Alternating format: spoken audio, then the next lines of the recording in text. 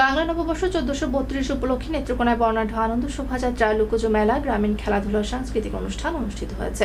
সকাল ৮টা ৪৫ জেলা প্রশাসনের উদ্যোগে মুক্তারপাড়া পুরাতন কালেক্টরেট ভবনের উন্মুক্ত প্রাঙ্গণে জাতীয় সঙ্গীত ও এসো হে বৈশাখ এসো এসো গান পরিবেশনের মধ্য দিয়ে নতুন বছরকে স্বাগত জানায় নেত্রকোনাবাসী।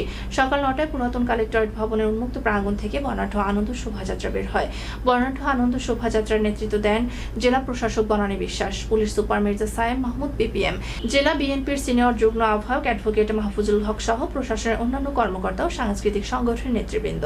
আনন্দ শোভাযাত্রাটি জেলা শহরের বিভিন্ন গুরুত্বপূর্ণ সড়ক প্রদক্ষিণ করে পুনরায় কালেক্টরেট ভবনের উন্মুক্ত প্রাঙ্গণে ফিরে এসে বেলুন উড়িয়ে বাংলা নববর্ষের উদ্বোধন করেন।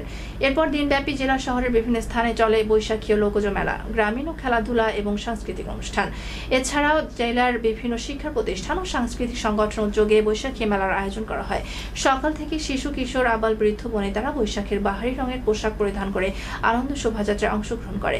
বাংলা নববর্ষ দলমত নির্বিশেষে সকল মানুষের মিলন মেলায় পরিণত হয়।